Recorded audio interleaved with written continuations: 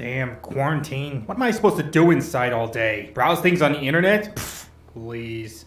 Hey, that's my old journal. God, I remember this back from the 1990s. I had so many adventures then. Dear Diary, today me and my brother went fishing on the lake again. We thought we caught a trout when all of a sudden a big merman appeared out of the water. He told us that he needed our help, so he dragged us down into the water where we didn't have to worry about breathing because he told us that we could breathe his farts. We were told that we wouldn't be able to get in without giving up our livers. So after selling the spoons, we were able to pull them out, but then the seaweed caterpillars were starting to eat them, and we couldn't have that because that's just not polite. So after whipping out the flamethrowers and torching everything, we finally destroyed the city and were able to save the day. Just before the black hole swallowed everything up, for the third nocturnal war had just begun. I was on some serious drugs in the 90s, wasn't I? Hello Internet, what's going on? I'm Ricardo, the cynical critic, and even if you're a full-blown weeb, you gotta admit, anime is some weird shit. I mean, crazy characters, whacked out worlds, lollies, waifus, off-brand, and don't even get me started on how they look. Big head, big eyes, small mouth, thin bodies. What, are these supposed to be humans or aliens from the planet Uranus? And I haven't even talked about the ridiculous plots. Where to begin on those? Whenever they're not batshit insane, they fluctuate between stereotypical and pretentious. Okay, there are a few stories out there that are pretty good, but like YouTube's recommendation list, they are far too often outnumbered by the dumpster pile of forced mediocrity. Case in point is today's first impressions, Flip Flappers.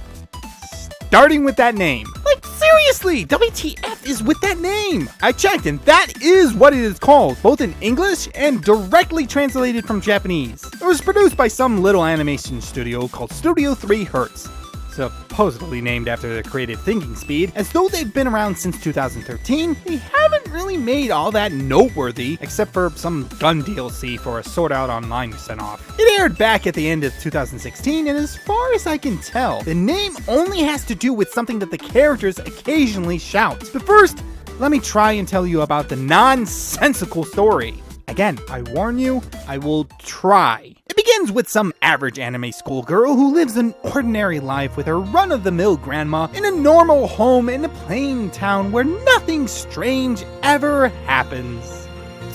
Until it totally does. Well, you anime writers, please stop doing this, because ironically it's no longer original. We already can't associate with our main characters in anime because we don't have a rockin' bod that Barbie would be jealous of. And trying to say that they're totally just as pathetically average as us is just insulting now. Anyways, our main characters are some stupid stereotypes so boring I don't even care about their names. But the main shitty off-brand protagonist dude is called Salt, and everyone else's name reminded me of food, as it was all I couldn't stop thinking about since I was so bored, so that's what I'll refer to them as. The main girl, Cocoa Powder, is dry, semi-sweet, and completely uninteresting by herself. And her partner in crime, Paprika, is hard to pin down, weird, and likely wants to be slathered all over Cocoa Powder's fish.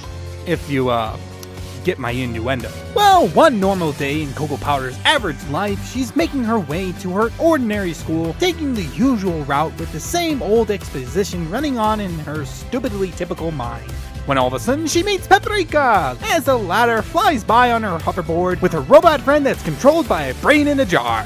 I know that sounds interesting, but trust me, somehow they make it both boring and completely incomprehensible. Anyways, Paprika latches onto Cocoa Powder like a lamprey eel, and the two friends begin a wild adventure into the world beneath the one they know. And when I say wild, imagine if they took a 90s kid Deadpool, hopped up on so many drugs that his mere body odor was able to OD you on a contact high, then told him to write a story in a mere moments before he exploded. Then the writers took those ravings of a fever dream, slapped some lolly in it, some Yuri, a dash of off-brand, a shit ton of poorly maintained references on loan from Duke Nukem 3D, and used that as the basis for their story's plot. Cause holy shit! Was this one hard to follow? Look, unlike most anime viewers, I'm neither a fan nor brain dead. So usually I'm able to follow the plots of these shows, even the convoluted kind, really easily. But I think I might have forgotten to take my dose of acid before watching this, because the plot just fucking goes everywhere. First, we learn that there's this other plane of existence that's parallel to our own, to which anything and everything can happen, and the only ones that are able to reach this world are children for some goddamn reason. Anime, is there something you want to confess before the FBI arrives? Because you keep using children as the supposed saviors of the world. Look, I know children, and I wouldn't trust them to make a PB&J without somehow setting the kitchen on fire, let alone entrusting to them the fate of mankind. Because as it turns out, somehow this weird ethereal plane is capable of bending the reality of our own. And two shady organizations are trying to get their child soldiers to collect the Infinity Stones, which will grant them control over this power.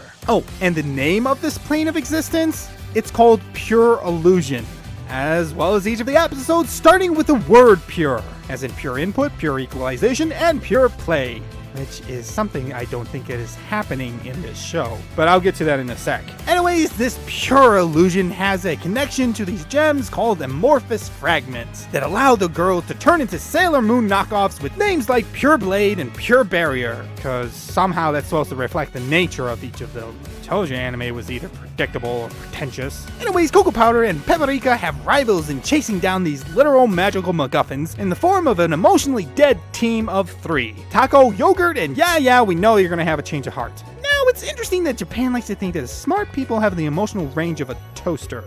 Mainly because it does go to show that they are hoping that their schooling system breaks their spirits.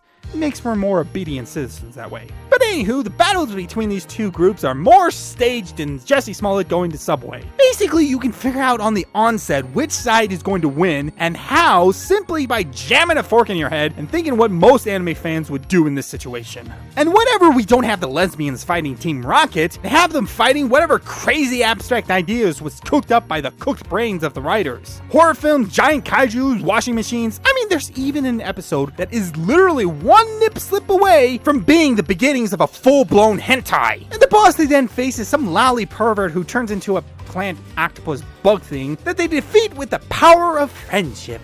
Now, I'm not going to again explain why the power of friendship is bullshit and stupid, as I'm tired of talking to a brick wall that is both equally dense and flat. And instead, briefly touch on the whole creepy masked orgy controlled by a lolly dominatrix scene. I mean, it just comes out of nowhere and then nothing like it pops up again. Look, I know each episode is basically them exploring a different dream world, but I didn't think that we'd be exploring the wet dreams of some teenage girls.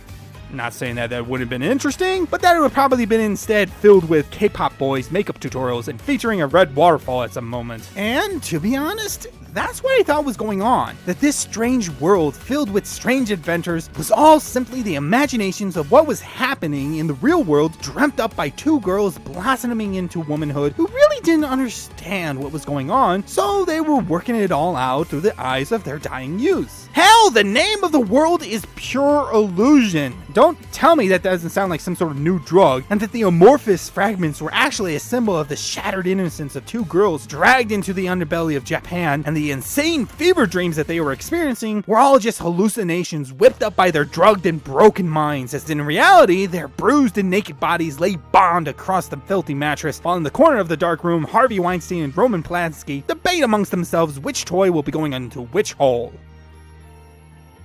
Oh, don't you look at me like that! This is nothing new to you people. I know what you anime fans are like. I've seen your search history. And incidentally, while I could understand looking up such things like bondage, goblin, and lolly, hand-holding? Hand-holding? You people make me sick. In any course, it wouldn't have been too bad if the writers had had the balls to do something like that. But no, it's just that it is a real world that we need to take control of before the baddies, because they have the usual reasons of mankind sucks, reality sucks, but we can create a paradise if only you give us on the top all the power, because we are totally trustworthy. I mean, they do have some meta commentary from time to time. Again, this is an anime and they can't help but be ostentatious. But it almost always falls flat, because they really don't know how to have it interconnected. Like this one time where they tried to touch on the subject of Alzheimer's and the mental death of the memories of the ones we love. But instead of building to that via what we already know, they just grab some random semi-uncharacterized side character, dump a bunch of pseudo-mumble-jumble elements into our lap, and then attempt to look all proud at the half-baked subplot that basically is forgotten an episode later. Now, there is a moment near the end where, of course, we get a twist that is supposed to explain why everything is happening, and I'll just say that it was a good start to a twist, as it did spark some excitement and intrigue in my dark, dead heart, but it's ruined mere moments later when you start thinking and realize, hey,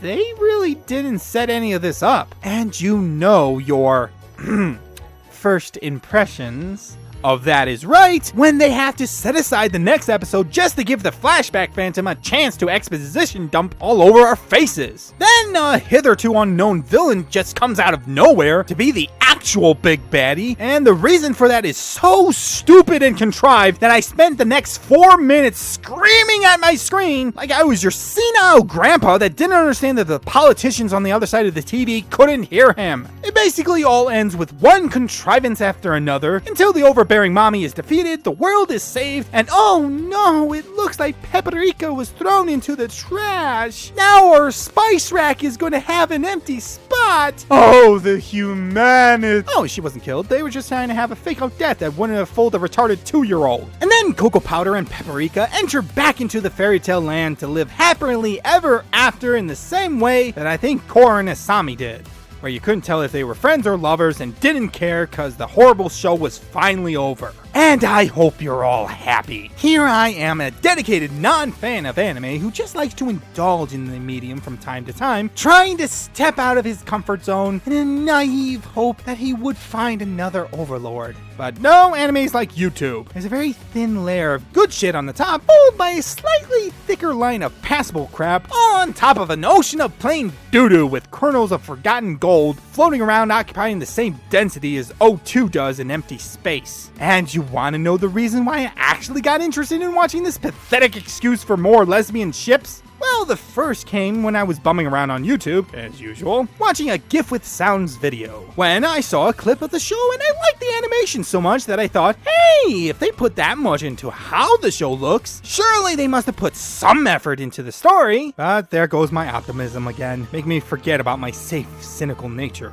But not without cause, as the second reason was the main reason of my interest. See, I wanted to know more about this show, and thus I googled it, and one of the results was the end credit animation, link in the description, that shows after each episode. And if you didn't watch the show, you would have thought, based solely on what you were shown in the credits, that it was a slice of life anime of two little girls in a rural setting going on Tom Sawyer and Huck Finn-like adventures. And I totally would have watched a show like that. Seeing them enjoy the innocence of their childhood, slowly learning about what was happening to them as they grew into adults, realizing that though they were no longer kids, that didn't mean that they had to forget about their childhood or the love that they had for each other. But no, sad to say that was not to be. And this will teach me to never forget to be cynical about everything ever again. Because yes, this is the first time where I have to say that I don't recommend that you check out this show. I mean, while I know to each their own, and that there's no doubt somebody in the comment section typing a 17th paragraph explanation on exactly what I didn't get about the show, not a criticism, guys, I love reading them as it means that I don't have to do research myself. There just isn't any good reason that you should waste your time with a show like this, when you could be wasting it watching something better. While the animation is really nice from time to time, and it hits on an intriguing idea here and there, the story is nonsensical and manufactured as can be. The characters are often one note and have no interesting growth that isn't contrived as hell. And the world, while interesting in style, has neither life to it nor, ironically, any structure. Sorry to say, but it looks like flip-floppers flip-flopped. Anyways, terrible shows and jokes aside, did any of you fall prey to this show? What did you think? Were you disappointed as well? Or do you think that I'm just some stuffy, cynical bastard that doesn't know how to have any fun? Please share your thoughts in the comment section below. As for next time, let's take a look at a franchise that you should all know as, like your mom, it's huge and everywhere. Even though I've never watched a single season of any of it. Well, let's change that. Which should I watch next? Gundam 00 or Gundam Wing? Type hashtag first impressions and your choice alongside your comments on how I'm an idiot. I've been Ricardo, the cynical critic, and dear God, am I not looking forward to that again. Even though I'm sure I'm gonna have to do it again, as you assholes love to see me suffer. Anyways, you guys take care. Remember, while your first impression may be good or bad, you won't know until you give it a view. I'll see you guys next time. Toodles!